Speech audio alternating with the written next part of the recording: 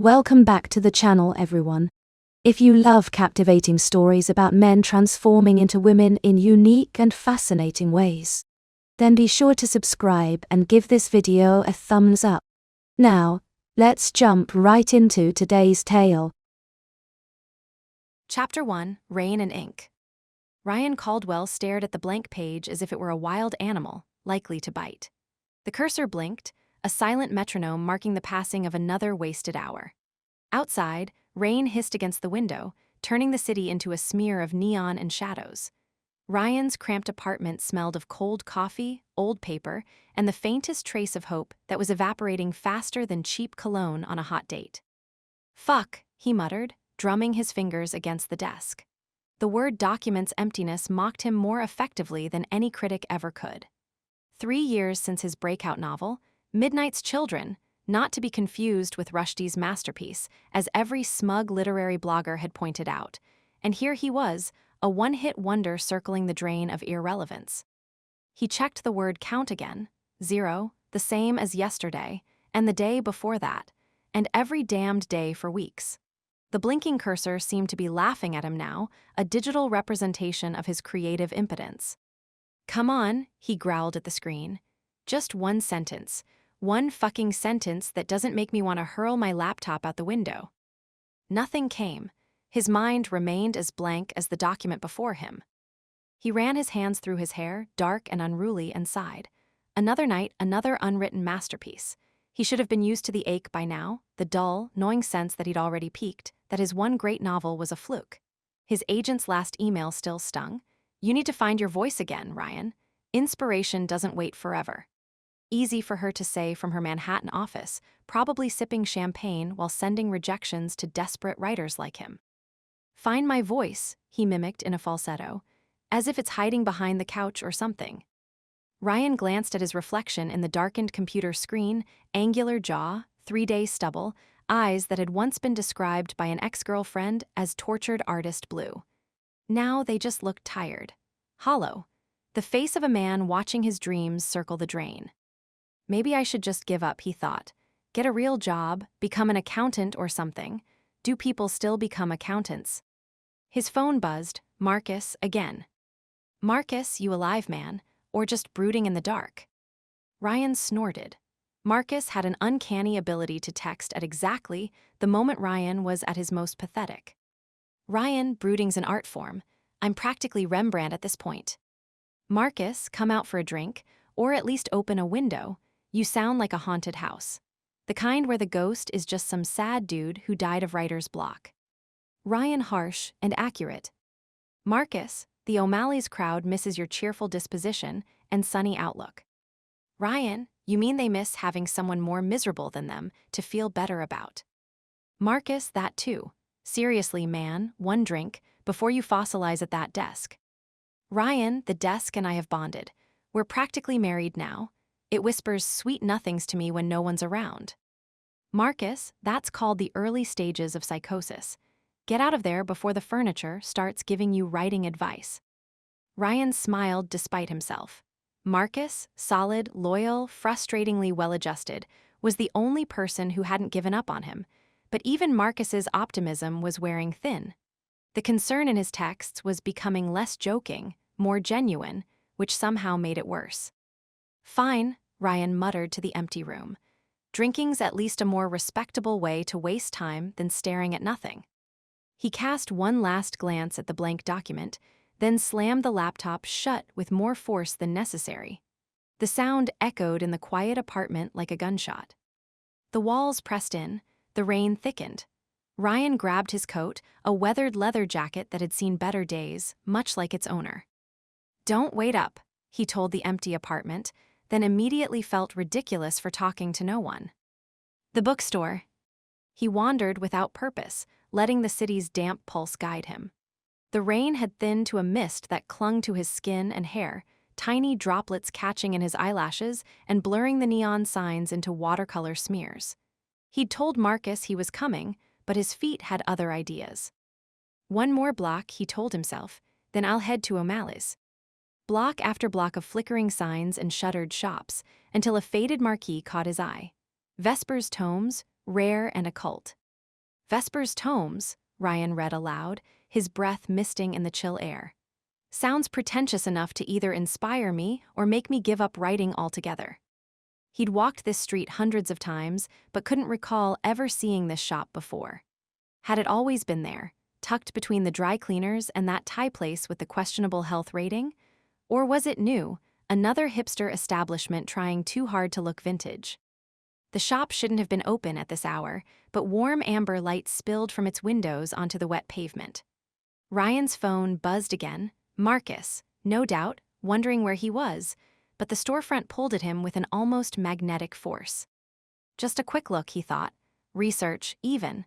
Maybe there's something in there to jumpstart the old creative engine. Inside, the shop was a warren of shadows and secrets. Dust motes danced in shafts of lamplight. The place smelled of old leather and older magic, like time itself had been bottled and left to age.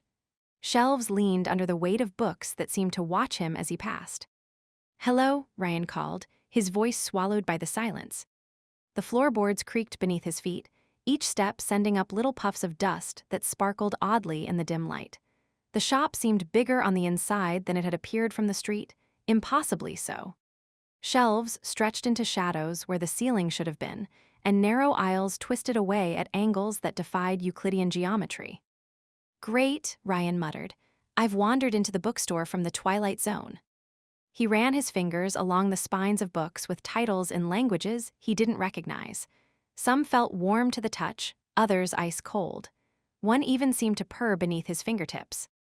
"Looking for something specific?" a voice asked from nowhere and everywhere at once. "Or perhaps something is looking for you." Ryan whirled around, nearly knocking over a stack of leather-bound volumes. A figure emerged from the gloom, a woman at least. Ryan thought she was a woman, ageless and sharp-eyed, with silver-streaked black hair and a smile that seemed to know all his secrets and found them amusing rather than impressive. "Jesus," Ryan gasped, hand to his chest. "You scared the hell out of me." "Not quite," she replied, her smile widening. "Hell requires considerably more paperwork." "Looking for something you can't find?" she purred, her accent impossible to place. Sometimes British, sometimes Eastern European, sometimes something much older. "Maybe," Ryan said, trying to sound nonchalant rather than unnerved. "Or maybe just something to make me forget I ever tried." Her eyes sparkled, literally sparkled, with flecks of gold that hadn't been there a moment before. "A writer, I see. I can smell the frustration on you, like burnt coffee and desperation." "Is that what that is? I thought it was my cologne, ode to failure." She laughed, a sound like wind chimes in a hurricane. "Clever, but cleverness isn't your problem, is it? Your problem is fear." Ryan stiffened. "I'm not afraid of anything." "No," her eyes seemed to see straight through him, peeling away layers of pretense like old wallpaper. "Not afraid of the blank page, not afraid that you've said all you have to say, not afraid that your one success was just luck. Lady, I don't know who you are, but some stories change the reader forever," she continued, as if he hadn't spoken. "Are you ready for that, to be unmade and remade by words?" Ryan blinked, uneasy. But her gaze was magnetic, drawing him in despite the alarm bells clanging in the back of his mind. "You talk like a fortune cookie," he said, trying to regain his footing. "Next you'll be telling me my lucky numbers and to beware of strangers bearing gifts." "Oh, I am the stranger," she replied with that same knowing smile, "and I do indeed bear gifts." Before he could answer, his hand brushed against a strange volume on the counter. Dark leather, bound with crimson thread, a gemstone glimmering at its center. It felt warm, almost alive beneath his fingertips. "Careful with that one," the woman said, though she made no move to take it away. "It tends to find those who need it most." Ryan should have pulled his hand away, should have walked out the door and never looked back, but something about the book called to him, a siren song he couldn't resist. "And what does it do?" Ryan asked, unable to pull his hand away. "Turn lead into gold, grant wishes, make my ex-girlfriend realize what she's missing." "Something far more valuable," the woman replied. "It offers truth and transformation." "Truth," Ryan repeated, tracing the strange symbols embossed on the cover. "That's a pretty big claim for a bunch of paper and ink." "Words are the most powerful magic humans possess," she replied.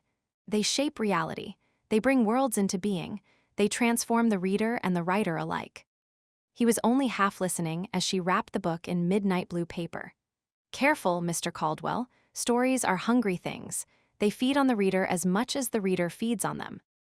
How did you know Ryan began, but she was already turning away, disappearing between the stacks. Wait, he called after her. I didn't pay. You will, came her voice, fading into the shadows, one way or another. He paid, though later he couldn't remember how much or even pulling out his wallet, barely remembering the walk home. The rain had picked up again, but he hardly noticed, the wrapped book clutched to his chest like a talisman. The spell. The apartment felt different, charged, expectant, as if the air itself were holding its breath. Ryan set the book on his desk, his heart thudding. He traced the gemstone, its surface swirling with crimson light that seemed to follow his fingertip like a living thing. The title stamped in elegant script, The Succubus's Bargin. Well, that's not subtle, Ryan muttered, even as his pulse quickened. What's next? How to summon a demon for dummies? But his sarcasm felt hollow, a poor shield against the power humming from between the covers. Rain lashed against the windows, harder now, as if trying to get in or warn him away. This is ridiculous, he told himself. It's just a book. An old, weird book, but still just paper and ink, nothing magical about it. But even as he thought it, the gemstone in the cover pulsed, like a heartbeat, sending ripples of warm, reddish light across the desk. His phone buzzed, Marcus again. Marcus, dude, where are you? I'm at O'Malley's. Double bourbon with your name on it. Ryan stared at the message, fingers hovering over the keyboard. How could he explain this? Sorry, Marcus, I got sidetracked by a possibly magical book from a definitely magical bookstore that I'm pretty sure wasn't there yesterday. Ryan, sorry, not feeling great. Rain's got me down, another time. Marcus, you're killing me, Caldwell. Fine, but I'm checking on you tomorrow. And you're buying. Ryan, deal. He set the phone aside, turning back to the book. Curiosity, desperation, drove him to open it. The pages whispered beneath his touch, like dry skin against silk. He barely noticed the odd, flowing script, words he shouldn't understand but did. The promise was written in ink that shimmered like blood. A week of passion, inspiration, and the body your soul desires. Speak and surrender. Ryan hesitated, fingers hovering above the page. This was absurd. Magic books, succubi, he was a modern man, a rationalist, a failed writer with nothing to lose. He thought of Marcus's voice, urging him to sleep, to forget. He thought of the empty pages, the yearning in his gut, the ache of loneliness that had been his only faithful companion. What the hell, he said, and began to read the spell aloud. The words tasted strange on his tongue, honey and ashes, sugar and salt. The room grew darker with each syllable, the shadows gathering in the corners like conspirators. The air shimmered, heavy with the scent of roses and smoke. Ryan's voice grew stronger, more confident, as if the words themselves were seizing control. I call to the flame in darkness, the hunger that answers hunger, he read, the strange language flowing as if he'd spoken it all his life. I offer myself as vessel, as canvas, as clay to be shaped. Come forth, mistress of desire, and take what is freely given. With the final syllable, the lights went out. The city vanished, replaced by velvet darkness and a woman's laughter, sultry, dangerous, irresistible, that seemed to come from everywhere and nowhere at once. The dream. She appeared in a rush of scarlet, hair like a flame, eyes like embers, lips curved in a knowing smile. She was both goddess and predator, every line of her body an invitation and a dare.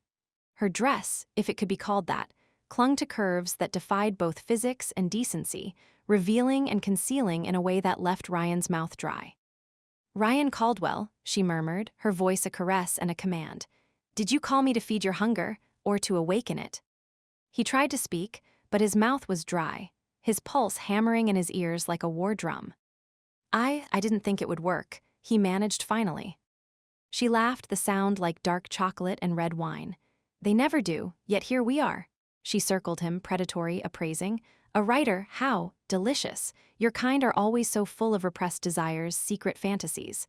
Her fingernail, blood-red and impossibly sharp, traced his jawline. Tell me, Ryan, what do you want most? Fame, fortune, power. Are those on the menu? He asked, trying to regain some semblance of control through humor. And if so, what's the price tag? Everything has a price, she replied, her smile sharpening. The question is whether you're willing to pay it. I want to write again, he said, surprised by his own honesty. I want to feel that fire. She purred, so you want what I have. Passion, intensity. She leaned close, her breath warm on his cheek. 7 days, my apprentice, my plaything, my muse if you dare. Ryan swallowed hard. And what do you get out of this bargain? Her smile widened, revealing teeth just a fraction too sharp to be human. Entertainment, energy, the sweet nectar of your transformation. She pressed a fingertip to his lips. But all gifts require a price. Are you willing to become what you desire most? Can you surrender to pleasure? And to me? What does that mean exactly? Become what I desire most.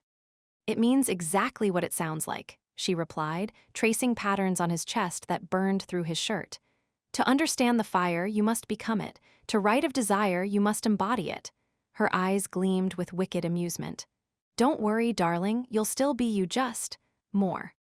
Ryan tried to think through the fog of attraction and fear clouding his mind. This was madness.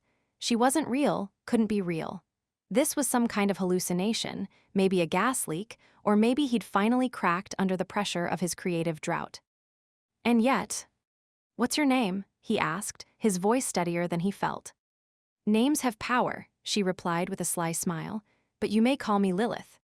Lilith, he repeated, tasting the name, as in Adam's first wife, the mother of demons. My reputation precedes me, she laughed, though like most women in history, my story has been heavily edited by men. And this transformation, Ryan pressed, trying to focus. What exactly will I become? Lilith placed a hand over his heart, her touch burning through his shirt. What you need to become, what your art needs you to become. Her eyes, impossibly green and ancient, held his. The question is not what you will become, but whether you're brave enough to find out. Every instinct told Ryan to run, to throw the book away, to forget this ever happened. But deeper than fear was longing, for inspiration, for change, for something to break the numbing monotony of his creative death spiral. The word slipped from his lips before he could think. Yes. Her laughter curled around him like silk. Then let us begin. She pressed her mouth to his, and her kiss was electric. A current that shot through every nerve ending, igniting sensations he'd never felt before. His skin began to tingle, then burn, his mind swimming with images too fast to comprehend, bodies entwined, words flowing like lava, pleasure so intense it bordered on pain. Ryan felt himself falling, spinning, dissolving into pure sensation. His last thought before consciousness fled was that he'd made either the best decision of his life or the worst mistake. The darkness claimed him, sweet and absolute,